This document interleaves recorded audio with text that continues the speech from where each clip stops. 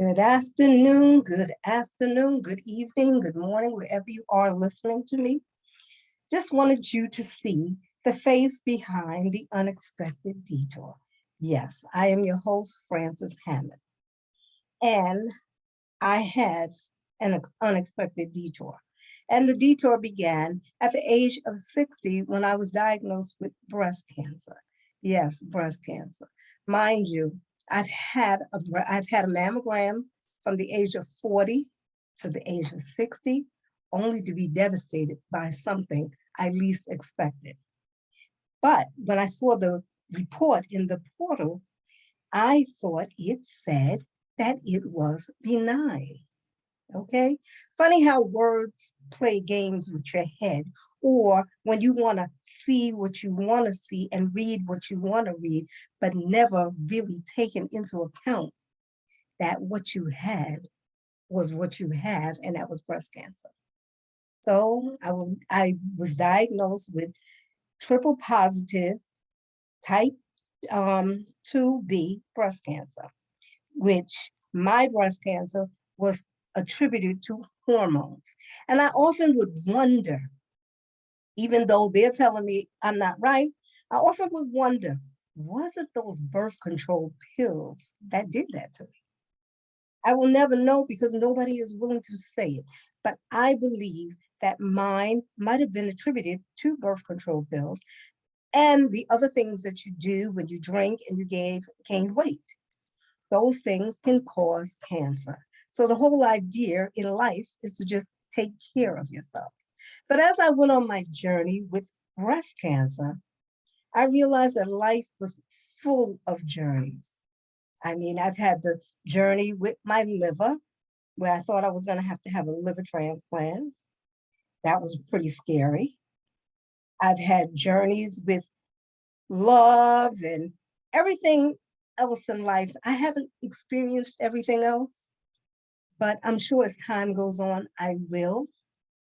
And I just write about journeys, and they come from conversations, some of them. Some of them come from conversations, some of them come from my life that I chose to become transparent on. And believe you me, as a little girl growing up, I was never the one that would talk in a crowd.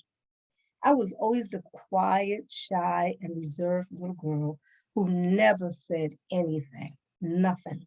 I just would sit there and I would just be quiet and I would just listen. By me listening, that was a good thing because I used to hang around with my Nana. Nana used to talk so much that I used to hear all the family secrets and just have to keep them quiet because you didn't want her to know you was listening.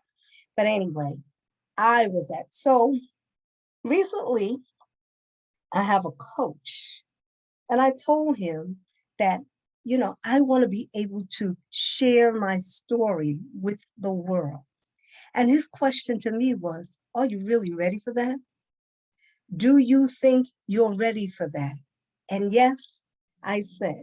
So here I am coming to you live in color to share my story, the journey of chemo, what it did to me, the scars that I have, the emotional roller coaster that you go on. I mean, and it is an emotional roller coaster. When you went through menopause, only to have to revisit that part again because of the medicine that you're taking. One of them I call the crazy medicine because it's one that they give people with mental health illnesses because it keeps you from being depressed.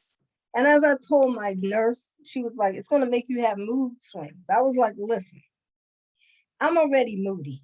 I didn't need anything else to attribute to my mood swings, but I had to take it and I take it. And so this medicine you take for 7 years. Now, mind you, I had gone through chemo, I had radiation, I took Herceptin, and then I'm given these pills to take, esomeprazole and Lexapro. These are the meds that I'm to take for the next 7 years. But we know God is an all faithful God, and He can do it because my journey If you ever listen to my podcast, The Unexpected Detour, you'll see my journey was done alone. I had nobody with me. Only the first treatment, I had my best friend come with me. Then I had somebody come with me to put the port in and the port out. Otherwise, I would have instructions. These instructions came from God, and the instructions were to travel on your journey alone. Was I scared? Absolutely. Was I concerned? Absolutely. But then I had to remember that God is an all faithful God and that He was going to see me through. So, yes, I did make it through. And if you ask me how I feel now, I feel good. But I was lonely, lonely as far as wanting to get a partner. That never happened. I tried online dating and this and that, and it's okay because I found out that I wasn't ready for any dating because things that were bothering me, I had to take care of. And so I decided to take care of it. And part of me taking care of it was to seek that that coaching. And this is part of the coaching. So I'm coming live to you and I'm just laying it out, being transparent about me, being transparent about my life. So if you're interested in being a guest on The Unexpected Detour, you can send me an email at theunexpecteddetour17@gmail.com. And you can tell me about your detour or be willing to be on the podcast and just talk about your detours. Because in life, everybody has a detour. We all didn't get anywhere without obstacles in the way. There were always these obstacles that came in the way. You had a detour there. I remember becoming a parent. That was a detour. Something I embraced, but then something was, some things just stopped. Where you wanted to hang out and have a good time, they stopped, they ceased. I was 26 and I had to learn to be an adult, to be responsible for another person's life. That is a big detour. The biggest detour I've had, other than the breast cancer and the liver and whatever else, but just to be responsible for the life of another person and to raise them, hoping that you have done the right thing because you had no manual. You didn't come with a manual because parenting doesn't come with a manual. You just pray that you're doing the right thing and that what you're instilling in your child is the right thing, and they take it as they go and they learn. So if that's going to be it for me today, and I would like if you would like, subscribe, and share to my podcast titled The Unexpected Detour with a Heart. And also, if you could like my YouTube page.